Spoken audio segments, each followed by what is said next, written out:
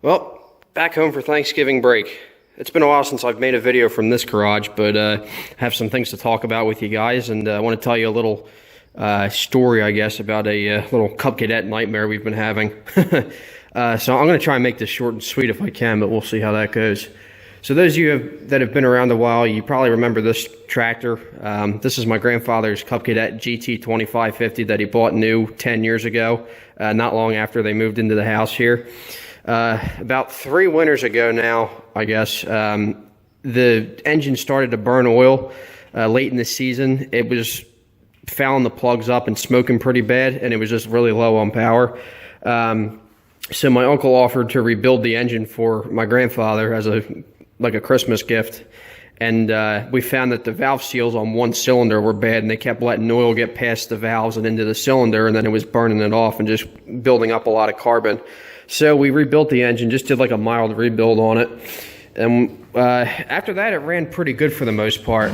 Then about a year and a half later, I want to say, this was May of 2017, about 200 hours after the rebuild, my grandfather was out mowing his vacant piece of property across the street there, and all of a sudden the thing started losing power on him, and it just shut off randomly. He managed to get it started back up. It ran for a few more seconds, and then it seized up, and we were kind of shocked. It was not what we wanted to hear, and we had to drag the tractor out and get it into this garage, and then I just let him use the X570 in the meantime. So I did a little investigating. You can see here's the engine here, the Kohler Command 22 horse. It's supposed to be a professional grade engine, for those of you wondering, but I have my doubts now. So I did a little investigating. I figured maybe, I don't know, the PTO clutch locked up or the starter had, seized up or something like that. I figured, we just rebuilt this engine. What are the chances that the engine actually seized up? Because it had plenty of oil on the dipstick. So it's not like it had run out of oil or anything. So I took the PTO clutch off, and I took the starter off, and I disconnected the dry shaft, and I put my impact wrench on the crankshaft bolt, as you can see there. And that was when my heart sank, because my impact wrench could not turn that crankshaft over, and I realized, oh man, this thing is seized up good. Which, like I said, is really a shame, because we put a lot of time into rebuilding this engine, and it was a great runner for the season and a half that it lasted. But come to find out, or at least what I can figure, is the oil pump drive gear stripped out. So basically there was nothing to run the oil pump. For those of you that know these Kohler Command engines, they have a lot of plastic gears, like timing gears, and the oil pump drive gear. And, over time, as you rack up the hours, and due to heat and stress on all the parts, the plastic will warp and the teeth on the gears will wear out. So I figured that's what happened here, which is pretty disappointing. But like I said, there was plenty of oil on the dipstick, but it wasn't actually up the dipstick, so I could tell the oil wasn't getting, like there was no oil pressure. There was oil, but there was no oil pressure. So we figure the oil pump drive gear stripped out. And I'm kind of disappointed in Kohler, because you'd think for what a rebuild kit costs, they would include a new oil pump, or oil pump drive gear at least. For what these engines are worth and what it costs to rebuild them, something that simple and easy to change, shouldn't go overlooked. So after that, I kind of lost faith in these new Kohler engines. Now, I know a lot of guys that run these Command engines for pulling and things like that, but they have to put a lot of money and time into them, and beef up the parts a little bit to make them last. But I never really trusted this engine from the start, to be completely honest. As far as newer engines go, I've always had faith in Kawasaki. It's just, the truth is, that's for they probably give you the best bang for your buck. I don't have a lot of faith in most of the new equipment that they produce these days, but this engine always just gave me a bad vibe. So, I pulled the engine out of the frame here not long after that whole mess happened, and I started looking for replacement engines, but this particular model, the CH670, they don't make these anymore, especially with that spec number. That 0011 spec number is specific for Cub Cadet. You can't just throw any general Command engine in there, because they have many different applications. But they don't produce that CH670 model anymore, and from what I hear, they're kind of hard to get parts for. I'm pretty sure the block and all the internals are basically the same. I think there's just a couple minor differences between that and the newer CH730 and CH740 that they use in the current Cub Cadets. But from what I've been told, one of those engines would swap right in. So we did a little searching and tried to find another engine to put in. And Cub Cadet wants, like, I think it was $2,100 or $2,200 for a short block, which means you have to swap over the heads, the PTO clutch, the muffler, all that stuff, which was ridiculous because you could buy a whole nother tractor for, less than half that price. So ever since we found that out, we just kind of lost interest in this tractor, and it's been sitting here in the garage ever since. Mower deck is, it's dirty. We haven't cleaned it since it was last used a year and a half ago, but it's all there. It's pretty solid. It's got some scratches and stuff, but it's got newer belts and it's got a newer tensioner assembly back there, that double stack pulley and spring. I replaced that whole assembly a couple years ago. So the deck is good, and it has the hydro gear shaft driven transaxle, which was also working fine when the engine went. Haven't really had any issues with it. So the rest of the tractor is in pretty solid shape. The only major issue cosmetically is the hood is basically junk. I think I went over this before.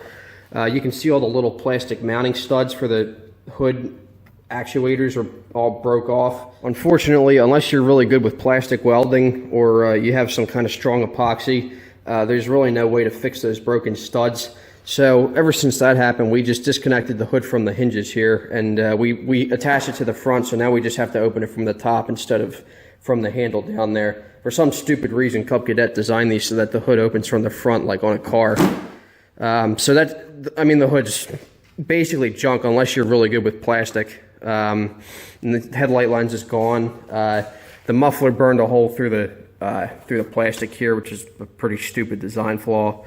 Other than that, the tractor itself is in solid shape. The tires are all decent. Like I said, the deck is good. It's got the deluxe high back seat, which is pretty expensive to find a new one. Pretty comfortable seat.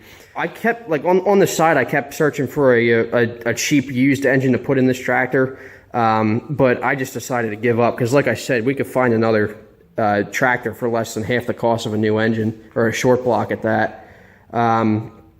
So one day, my uncle, who was helping us out with this whole mess, my grandfather was asking him, for help, and was asking him questions about a repower or a rebuild. He found a deal on this little Cub Cadet here.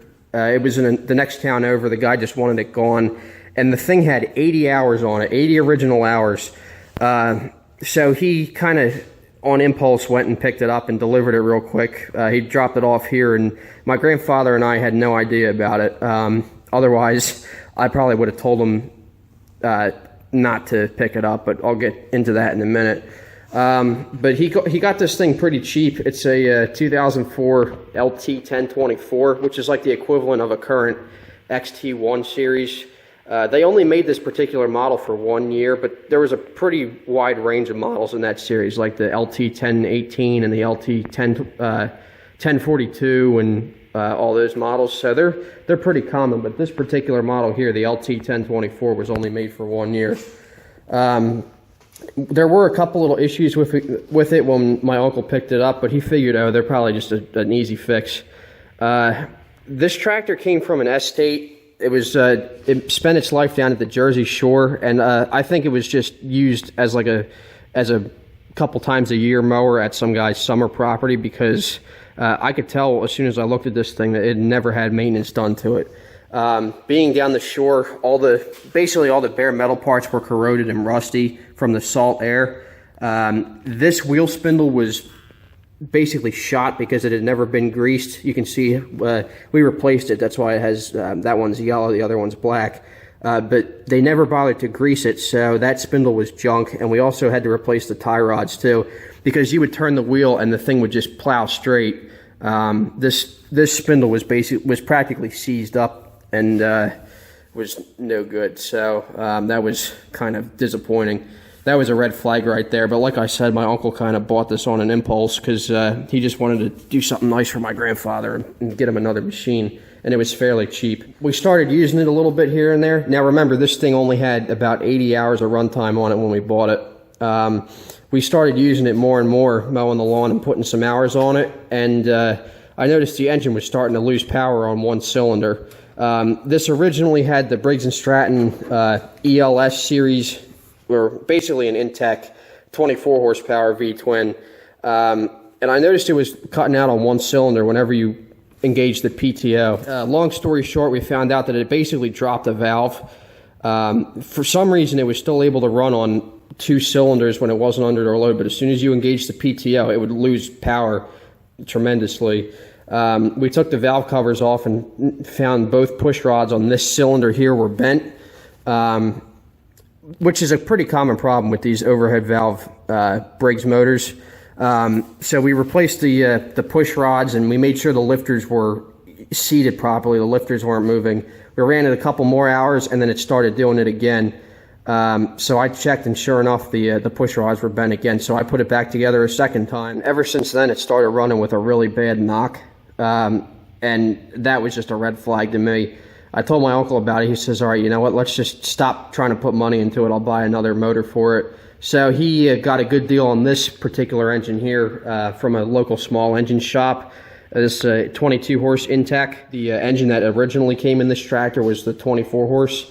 That had a spec number that was only specific to this tractor. So, you know, and like I said, they were only made 1 year. So it was pretty hard to find parts for that spec number. So he just bought this other engine out of a, I think it came out of a Craftsman tractor, he said. And these frames are designed to be universal, so you can bolt up basically any vertical shaft engine. So this one bolted right up, but we had to do some modifications to the wiring, as you can see there. And the crankshaft was a little bit too long on the bottom there, so he had to add a spacer and buy a new PTO clutch because the original PTO clutch didn't work. And he also had to install a new crankshaft or drive belt pulley because of that spacing. It wouldn't allow the old one to work or to be reused. So he did that up in his little shop there and got it running good. The thing worked good for about a year. We put probably, I don't know, like 100 hours on it or so. And then the thing started running a little funny, and the headache started all over again. So I figured maybe it was a carburetor issue or something simple like that. But of course, you know, according to Murphy's Law, whatever can go wrong will go wrong. It started to develop a really bad oil leak, and we did some investigating. I figured maybe the head bolts were loose, so I retorqued the head bolts on, I think it was this side that the oil leak was coming from. So I retorqued the head bolts, like I said, checked the valves, and long story short, we found out that this thing has a pretty nasty crack in the block. You can't see it from here, but if you really get under there with a light and look, and you can see when it's running too. I mean, this thing will start and run just fine, but it's got a really bad leak from this side, and I looked all over to see if maybe it was a bad gasket or something, because that would be, you know, much easier to fix than a cracked block. But it's leaking from a really weird spot under one of the jugs, so I figured the block is cracked, which really sucked because we put a lot of time and effort into getting this thing fixed up and running good for him. So that was the first major issue, and then right around the same time that oil leak developed, the transmission went out. Just, you know, luck of the draw, I guess. This has a little hydro gear, hydrostatic transaxle. I don't know the model number offhand. It's a cheap little one, though. It's kind of like the K46s that were used in the John Deeres and a lot of the other brands. You know, they're supposed to be a non-serviceable unit. They're sealed. You can't exactly drain the oil, but there is a little reservoir on top that you can add fluid to. Or add oil to, rather. So I figured maybe it was a little low on oil, so I took this whole back cover off and I topped off the reservoir and put it all back together, and it worked. It worked good for a little bit, and then it started acting up again.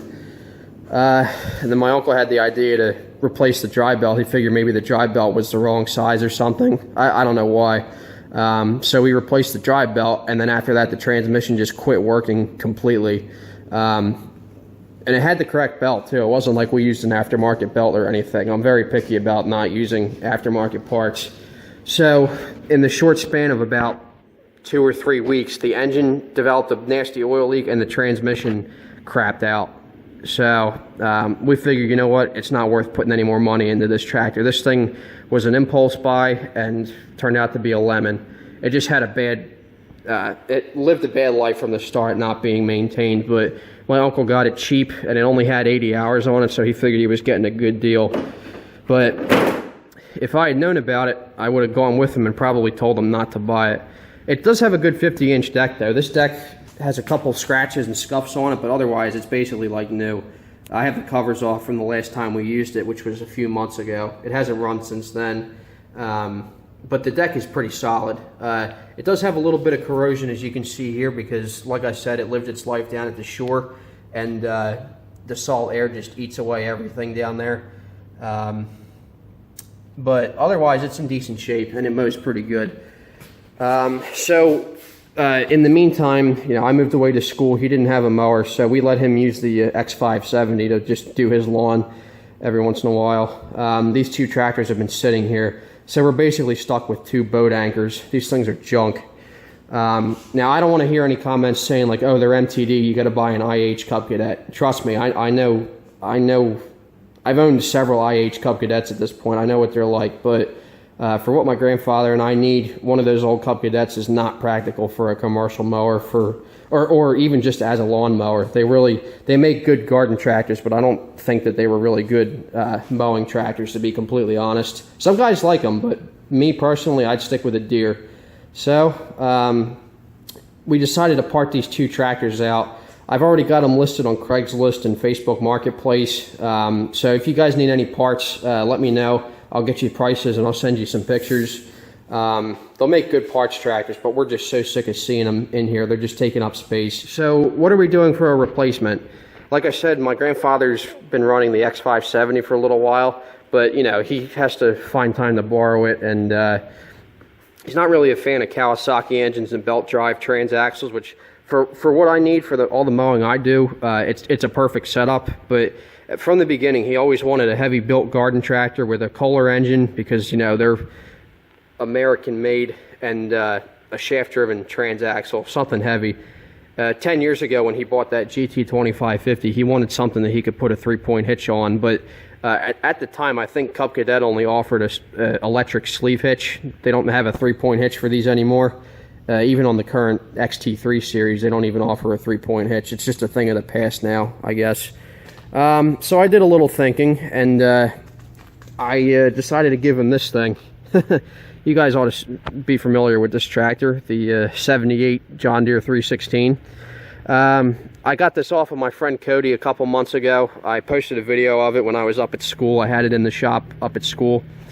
And Cody wanted my 110. I wanted to get rid of the 110, and I wanted another project, so we basically traded, and I gave him a little extra cash for some other attachments. I had this thing sitting up at the shop, and I didn't really know what I was going to do with it. I didn't know if I wanted to sell it, or, you know, use it around the house, or what. Because truthfully, I don't need to have, you know, so many tractors sitting around right now while I'm away at school. It's just, I don't have a use for that many. And then I realized, oh, you know, my grandfather needs a tractor, so why don't I give this to him? And this tractor would be perfect for him because it's got everything he likes. It's got the K341 Kohler engine, a real Kohler engine, you know, American-made, cast iron, bulletproof engine. It's got a shaft-driven transaxle. I said this before, but it's got a brand new dry shaft in it. It's got, you know, dual hydraulic remotes with front hookups, and if he wants, he can buy a 3-point hitch for it.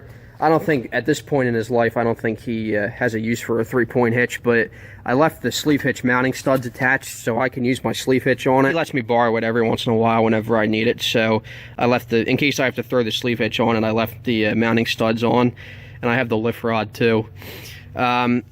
He just recently turned 90 a couple weeks ago, 90 years old, God bless him, and mowing the lawn is one of his favorite things to do anymore. There's not a whole lot of things he can do anymore with his health, you know, going downhill, but he loves to mow the lawn. And I never really liked the fact that he wanted to buy a new Cub Cadet. I kind of wished he bought something a little bit older and heavier.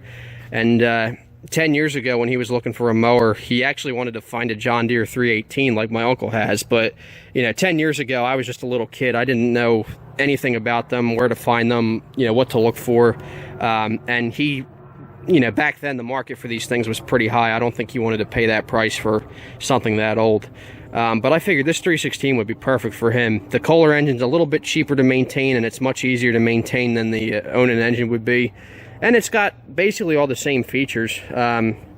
It's perfect for what he needs. And like I said, he's going to let me borrow it whenever I need it. So I'll probably get a 54 blade and plow snow with it this winter. And I've got my extra sleeve hitch that I got with this tractor, so I'm going to throw that on there and put my extra set of ag tires on it and take it to plow day. So you guys will get to see this at plow day. I worked on this thing in the shop up at school for the past like 2 months or so. I'd go into the shop like 2 or 3 nights a week just to wrench on it a little bit, because we have all the tools and stuff up there to work on it. And I basically fixed everything that was wrong with it. Like I showed you in the shop update video I made, I fixed some of the wiring. I replaced the carburetor, because the old carburetor was not the right one for a 16 horse, and it was flooding out pretty bad. I think there was something wrong with the needle valve. So I replaced the carburetor. I fixed the wires, like I said, as you can see here. I swapped the battery out of the 210. I tidied up some of the wiring in there with zip ties and just degreased everything to make it nice and clean. I replaced the key switch. Just, you know, that's a pretty cheap and easy thing to replace. The key switches around this time in their life, they start to go. So I figured it wouldn't be that expensive to replace the key switch, so I did that. The front wheels had a little bit of wobble, so I replaced the bearings with some higher quality ones from eBay. Not the cheap aftermarket ones, but like some of the more expensive ones. The tires are brand new. The front tires are brand new. I think I said this before, but this has the skinnier rims, which are worth a little bit of money. I think I'll probably just keep them on there though, just because they look kind of cool. The brakes did not work at all on this tractor, and I found that out when I pulled the wheels and the hubs off and found that the pads were completely gone and the springs were all busted. So I bought all brand new pads from John Deere. I was going to go the cheaper route because the pads were a little expensive for my taste, but I just decided to go original quality John Deere parts because I'll probably never have to replace them again after that. So I bought all new brake shoes and pads, and thanks to a member on one of the Facebook pages, I actually got all the extension springs for free. The little springs that hold the brake shoes and pads together. Some guy on Facebook had a bunch of them. They were new old stock in the package from like 30 years ago. He just put them on his shelf and never touched them, so he sent them to me for free. So that was really nice of him. So a couple nights before I headed home for the birthday party, I was out in the shop until 3:30 in the morning, getting this thing back together. I put the new brakes on, and I just basically tidied up everything else that was wrong with it. I also got a new grill emblem too. Grill emblem and one of the front sets of dust caps, because the old set was missing on this side. But no John Deere is complete without that front grill emblem. It's pretty cheap and easy to replace. So I ended up having to replace the front main seal, or I guess the rear, you call that the rear main seal, because the engine's mounted backwards. It had a pretty nasty oil leak, so I took the PTO clutch off, and I found that the seal was bad, so I replaced that. That was pretty easy. And I put the clutch back on, got it adjusted and working good. And this thing is a really strong running Kohler. I mean, it runs great. Shakes like crazy, but all these old Kohlers are known for that. And people used to call these old John Deere's hood shakers. There's a pretty good reason why. But the thing runs great. It even runs better than my 210. This thing really doesn't miss a beat, and it doesn't smoke, and it doesn't really knock either, at least from what I've noticed. But all the parts are vibrating, so it's hard to tell. But I just mowed a little bit with it, as you can see. The mower deck's a little dirty. I spent about 15 minutes just mowing the side yard with it here, and it mows about as nice as the X570, to be honest. It lays down some pretty good stripes too, which is kind of surprising for an old 46-inch deck, but that thing cuts great. So I'll probably have to get a couple extra sets of blades for it, but I found out the deck is an 85 model, so it must have come off an 85 316 Onan or 318, and somebody just swapped the draft arms, but the deck works great. I replaced the PTO belt a couple months ago because the belt that was on it was the wrong size and it wasn't tightening up. And I found out, I took the covers off and I found out that this belt here is kind of stretched, so it's not in really good condition, but I figured we can get a little bit more use out of it, at least till the end of this season, and then I'll just replace it. And I'm going to replace the tensioner spring there too, because that spring is shot. But yeah, so that's basically the status of the 316. So it's going to be living the rest of its life here, and I'm glad my grandfather finally has a decent machine to mow his lawn with. He deserves a really good, you know, a heavy-duty machine, something that'll last many more years. This tractor's 40 years old, and I'd say it's ready for another 40 years. And truthfully, I think my grandfather's ready for another 40 years too, because he won't give up. You can see the little bow I put on it just for when I gifted it to him, just for effect. But yeah, that's what's going on with the 316. And I know I haven't shown these tractors. I haven't shown this tractor in a video before, and it's been a while since I've shown that one. So I figured I would give you guys an update. So I'm going to be parting these two tractors out in the next couple of weeks. So if any of you guys are looking for parts, let me know. But anyway, that's just a short update for you guys. I think I'm going to go over to my garage next and make an update video there, because I've got some new equipment over there too. So stay tuned for that, guys. Thanks for watching. Please comment, rate, and subscribe.